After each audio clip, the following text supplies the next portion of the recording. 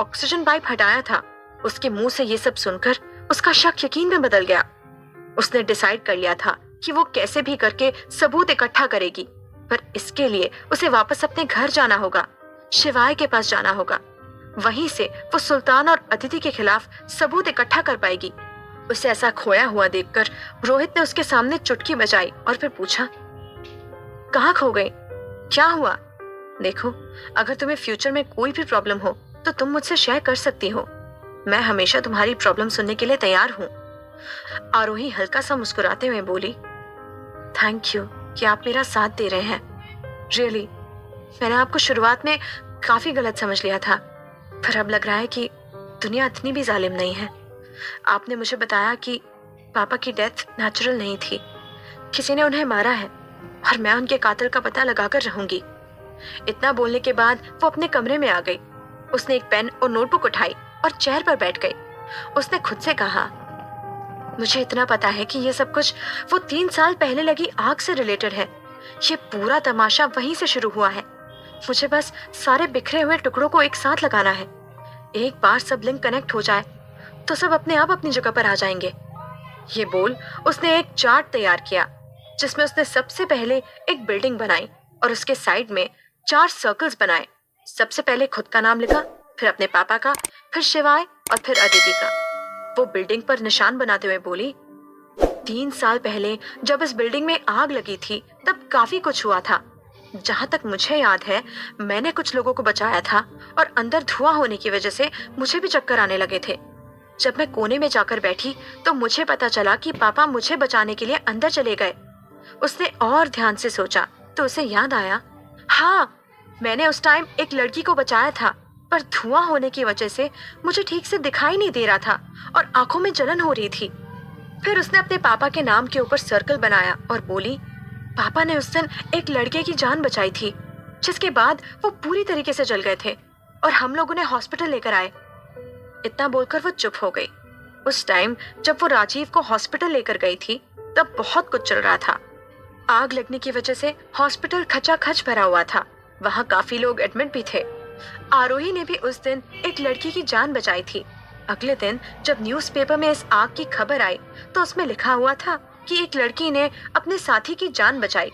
उसमें कहीं पर भी राजीव का जिक्र नहीं था। उस टाइम आरोही को इन सब से फर्क नहीं पड़ा था, पर अब उसे सारी बात समझ में आ गई थी। इतना याद करते ही उसने शिवाय के ऊपर सर्कल बनाया और बोली, तो क्या शिवाय भी उस दिन उसी बिल्डिंग में था? क्या सिर्फ इसलिए उन्होंने वो 3 साल पहले वाला न्यूज़पेपर संभाल के रखा था? इसके बाद आरोही और ज्यादा हैरान हो गई, क्योंकि उसे धीरे धीरे कुछ बातें समझ में आने लगी थी। वो फिर सीरियस होते हुए बोली, तो क्या इसका मतलब अदिति इतने सालों से कोमा में ये आग लगने की वजह से है? हो सकता है कि उसे उस दिन चोट लगी हो, या फिर आरोही को अचानक से किसी बात का एहसास हुआ, या फिर उस दिन मैंने जिस लड़की की जान बचाई थी वो अदिति थी। ये एहसास ही उसे डराने के लिए काफी था।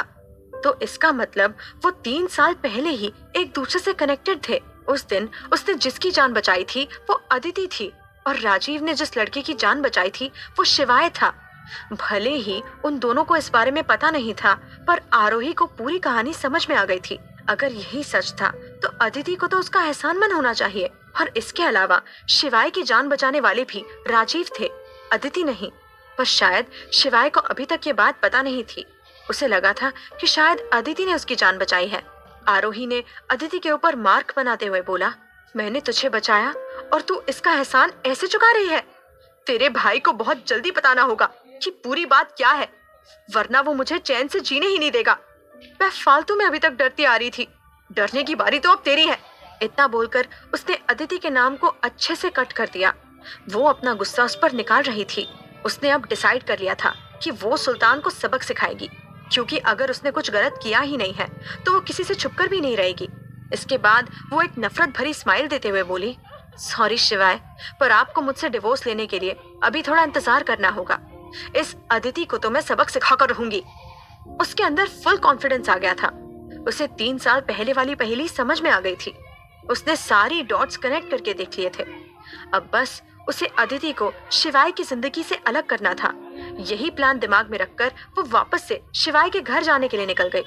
जब वो घर पहुंची तो उसने देखा कि अदिति घर में एकदम महारानी के जैसे घूम रही है। सारे नौकर उसके आगे पीछे चल रहे थे। जैसे ही उसने आरोही को अपने सामने देखा तो वो चौंकते हुए बोली, तुम वापस आ गए? इस बार आरोही के चेहरे पर फुल कॉन्फिडेंस था। हाँ तो ये मेरा ही घर है, मैं यहाँ पर क्यों नहीं आ सकती? बल्कि तुम इस घर में मेहमान हो। उसकी ये तीखी बातें सुनकर अदिति का चेहरा फीका पड़ गया। उसे एहसास हुआ कि वो बिल्कुल ठीक कह रही है। उसका इस घर पर कोई हक नहीं था, पर वो बहुत जल्दी ही अपना हक बना लेगी। उसने कहा, बिल्कुल तुम ठीक ही कह रही हो, पर तुम तो ये घर छोड़कर चली गई थी ना, तो अब क्या हुआ? आरोही से घूर कर देख रही थी। उसका मन कर रहा था कि वो अभी इसी वक्त उसका गला घोट दे। आखिर वो उससे ऐसे बातें करने वाली है कौन? आरोही कुछ भी कहती, उससे पहले ही उसने देखा कि घर में उसकी और शिवाय की शादी की तस्वीरें लगी हुई हैं। ये चीज उसने पहले कभी नहीं देखी थी। हो सकता है कि ये सब राज का काम हो। राज अपने बिजनेस ट्रिप के लिए दूसरे शहर गया हुआ था, पर जाने से पहले उसने शिवाय और आरोही की तस्वीरें कुछ कुछ जगहों पर लगा दी थी, ताकि अदिति को ये एहसास होता रहे कि वो उसके भैया भाभी को अलग नहीं कर सकती। आरोही को कहीं ना कहीं ये सब समझ में आ गया था। उसे अच्छा लग रहा था कि राज उनका रिश्ता बचाने के लिए कितना कुछ कर रहा है। वो अदिति को कोई जवाब देती, पर ठीक तभी शिवाय वहां पर आ गया। उसने जब आरोही को फिर से घर में देखा तो उसे सुकून सा मिला। उसे लगा कि शायद वो घर में रहने आई है, पर बहुत ही जल्द आरोही ने उसकी गलतफहमी दूर कर दी। उसने कहा, सॉरी, मैंने आप दोनों लव बर्ड्स को डिस्टर्ब किया, पर मैं यहाँ पर अपना सामान लेने आई थी। हाँ, वैसे तो मेरे पास इस घर के अलावा रहने के लिए कोई जगह नहीं है, पर मैं मैनेज कर लूंगी। आरोही ने आखिरी लाइन बहुत जोर देते हुए बोली थी। वो शिवाय को बताना चाहती थी कि वो घर छोड़कर जा रही है, जिससे उसे यह एहसास हो कि उसने अदिति को इस घर में रखकर कितनी बड़ी गलती की है। आरोही का प्लान काम कर गया। शिवाय ने चौंकते हुए पूछा, तुम अपना सामान लेकर जा रही हो? आरोही, ये क्या नाटक है? ये तुम्हारा घर है, तुम यहाँ से कहीं नहीं जाओगी। आरोही ने काफी नॉर्मली जवाब दिया, मैं वहां जा रही हूँ जहां से आप मुझे कभी नहीं ढूंढ पाए। उसने ये बात सिर्फ शिवाय को गिल्टी फील करवाने के लिए बोली थी, ताकि वो उसे एहसास दिला सके कि वो चली गई तो फिर क्या होगा। अब वो दोनों बातें कर रहे हैं और बीच में अदिति इंटरफियर ना करे, ऐसा कैसे हो सकता था? उसने भी तुरंत कहा, अरे हाँ, मैंने रोहित से सुना था कि तुम उसके घर पर रह रही हो। नॉट बैड, चलो कम से कम तुम्हारे पास रहने के लिए जगह तो है। ये बात उसने इंटेंशनली बोली थी। ये बोल उसने शिवाय की तरफ देखा। वो आरोही को गलत फ्रेम करना चाहती थी। उसकी बातों से साफ पता चल रहा था कि वो यही कहना चाहती है कि आरोही एक घर से निकलने के बाद दूसरे अनजाने आदमी के घर में रहने के लिए चली गई। आरोही थोड़ा गुस्से में अपने मन में बोली, मुझे पता तो था ही कि अदिति ये वाली बात बोले बिना रह नहीं पाएगी। रोहित ने मुझसे प्रॉमिस किया था कि वो शिवाय को कुछ नहीं बताएगा, पर मैं भूल गई कि रोहित इसे ये बात बता देगा। अब चाहे जो भी हो, अदिति ने शिवाय के सामने ये बात बोल दी थी, और शिवाय को रोहित से कहीं ना कहीं कोई इनसिक्योरिटी तो थी ही। उसके चेहरे के एक्सप्रेशंस काफी इंटेंस हो चुके थे। उसने सीरियस टोन में पूछा, क्या तुम सच में इस वक्त रोहित के घर पर ही रह रही हो? पर क्यों? तुम उसके घर पर क्यों रह रही हो? और ये सब कुछ हो क्या रहा है? कोई मुझे कुछ बताएगा? शिवाय काफी ज्यादा गुस्से में था। उसे बिल्कुल पसंद नहीं आ रहा था कि आरोही ने उससे इतनी बड़ी बात छुपाई। चाहे जो भी हो, वो दोनों अभी भी हस्बैंड वाइफ हैं। अदिति अच्छे से जानती थी कि शिवाय रोहित को पसंद नहीं करता है, इसलिए उसने जानबूझकर ये बात बोली थी ताकि उन दोनों के बीच में और लड़ाई हो।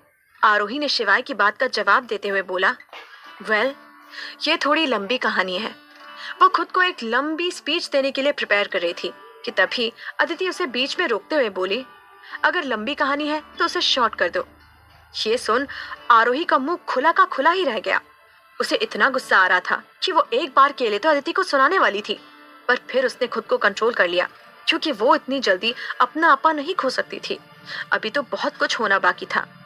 भले ही अदिति उससे बात बात पर प्रोवोक करने की कोशिश कर रही हो, पर आरोही ने अपना आपा नहीं खोया।